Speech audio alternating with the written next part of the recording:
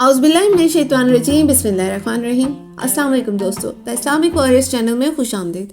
دوستو، آپ لوگ یقیناً کمال رئیس کی تاریخ کے بارے میں جاننا چاہتے ہوں گے، تو میری یہ آج کی ویڈیو میں کمال رئیس کی مختصر سی تاریخ بتاؤں گی۔ کمال رئیس 1451 عیسوی میں گیلیپولی میں پیدا ہوئے۔ وہ سلطان بایزید دوئم کے دور میں ایک بحری قزاق تھے اور بعد میں عثمانی نیوی کے ایڈمرل بنے۔ وہ مشہور کارٹوگرافر پیری رئیس کے چچا تھے، جنہوں نے ان کے ساتھ بیشتر بحری مہمات میں حصہ لیا۔ بعض رائے کے مطابق وہ اپنے دور کے سب سے مشہور اور خطرناک ترین بحری قزاق تھے، جو طویل فاصلے تک مار کرنے والی بحری توپوں کے بھی موجود تھے۔ کمال رئیس کا پورا نام احمد کمال الدین تھا اور ان کے والد ایک ترک تھے جن کا نام علی تھا، جو کہ کرمینیا میں پیدا ہوئے تھے۔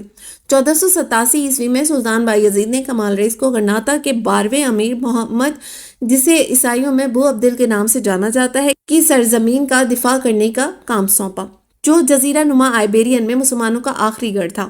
کمال رئیس اسپین کے لیے روانہ ہوئے اور عثمانی فوج کی مہم کا آغاز ملاگا سے کیا، مگر آس پاس کے دیہاتوں سے ان کے بہت سے عثمانی فوجی پکڑے گئے، جنہیں بعد میں قیدی بھی بنا لیا گیا۔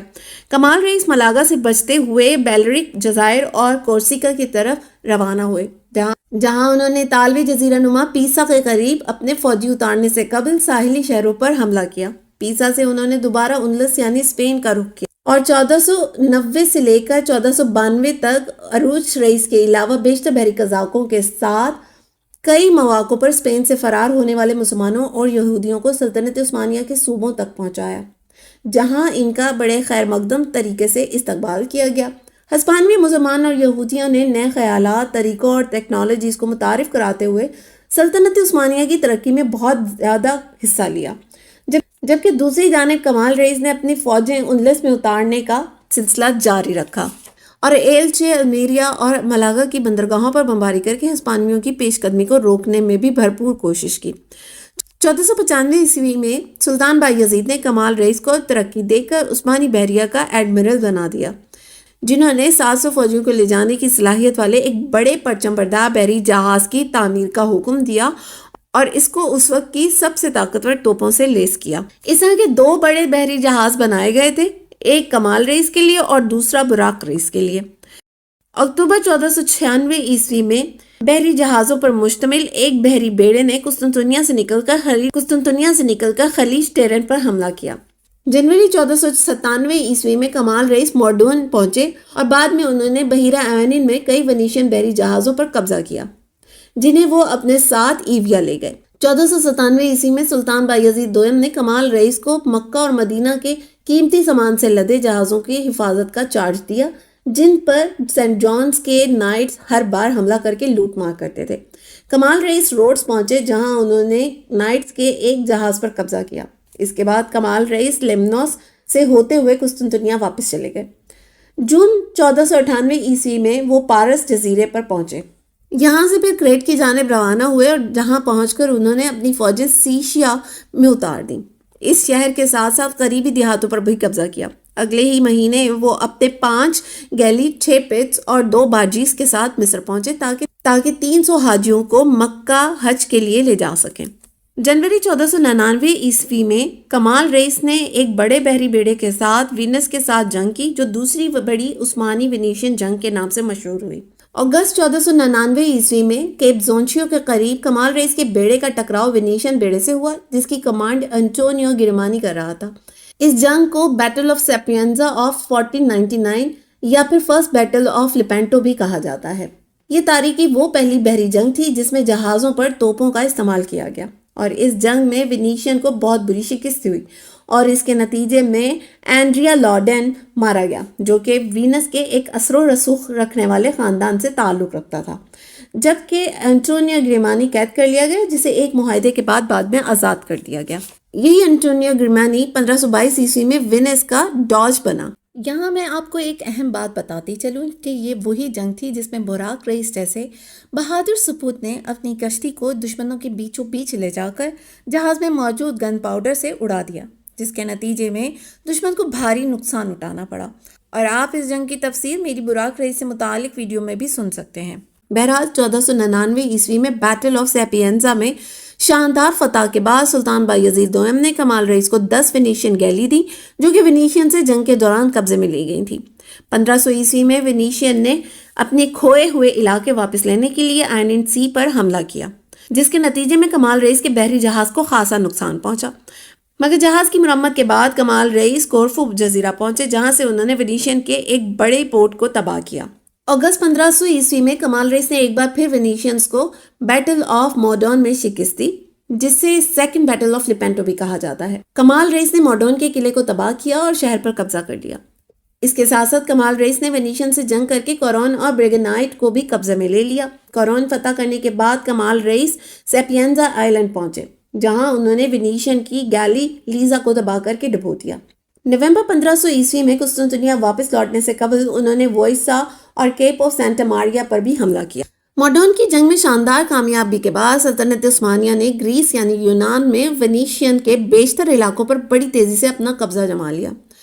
موڈون اور کورون ونیشینز کے لیے دو اہم علاقے تھے جن پر سلطنت عثمانیہ کے قبضے کے بعد یونان میں ونیشین کی طاقت کا زور بھی ٹوٹ گیا، یہاں تک کہ 1503 میں عثمانیوں کے حملے اٹلی تک جا پہنچے، جس کی وجہ سے ونیشین نے عثمانیوں کی طاقت کو جانتے ہوئے ان کے ساتھ امن معاہدہ کیا۔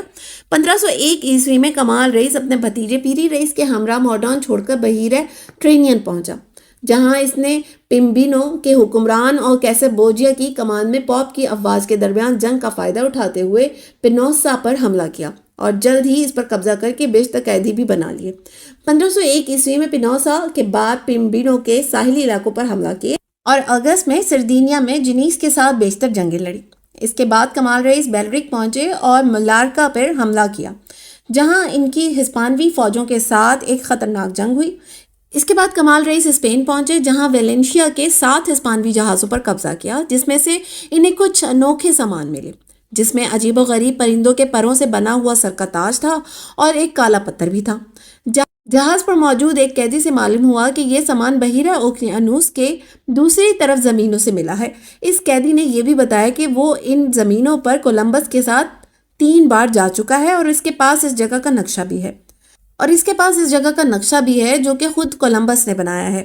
کہا جاتا ہے کہ پیری رئیس نے 1513 میں اسی نقشے کی بنیاد پر دنیا کا نقشہ بھی بنایا تھا۔ بہرحال اگست 1501 میں ویلنشیا چھوڑ کر کمال رئیس نے اندلس کے جنوبی ساحلی علاقوں پر حملے کیے اور جبرالٹر پہنچ کر شہر کی بیشتر پورٹیں تباہ کر دیں۔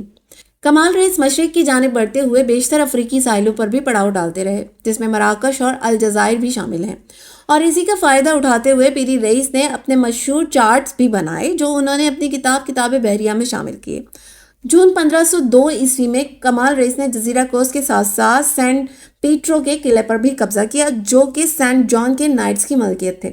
1503 میں وہ گیلیپولی پہنچے، جہاں انہیں عثمانی بحریہ کی بیس کی کمان سونپی گئی، مگر شدید بیماری کی وجہ سے انہیں واپس قسطنطنیہ آنا پڑا اور 1505 تک وہ اپنے علاج کی وجہ سے کسی بھی جنگی مہم کا حصہ نہ بن سکے۔ مارچ 1505 میں کمال رئیس پر سینٹ جان کے نائٹس پر حملہ کرنے کا الزام لگایا گیا، جس کی وجہ سے سلطنت عثمانیہ کو انطاکیہ کے ساحلی علاقوں پر بہت نقصان اٹھانا پڑا۔ اسی وجہ سے کمال رئیس گیلیپولی سے کوس چلے گئے، جہاں سے انہوں نے روڈس کے ساحلوں پر حملہ کیے اور بیشتر عثمانی افواج کو روڈس کے ساحلی علاقوں پر اتارا۔ کمال رئیس روڈس سے تیلوس پہنچے، جہاں انہوں نے نائٹس کے قلعے کو تباہ کیا۔ 1505 میں کمال رئیس نے سیسلی پر حملہ کیا۔ اس حملے کے نتیجے میں 3 بحری جہازوں پر قبضہ کیا۔ وہ 1506 میں جربا اور ٹونیشیا کو اپنی بیس بنا کر اسپین کی طرف روانہ ہوئے۔ اندلس کے ساحلی علاقوں پر پہنچ کر انہوں نے المیریا اور ملاگا کی پورٹ کو تباہ کیا۔ جنوری 507 میں سلطان بایزید دوئم کے حکم پر مملوکوں کی مدد کے لیے پہنچے، جن کے بحری جہازوں پر بحیرہ احمر میں پرتگالیوں نے حملہ کیا تھا۔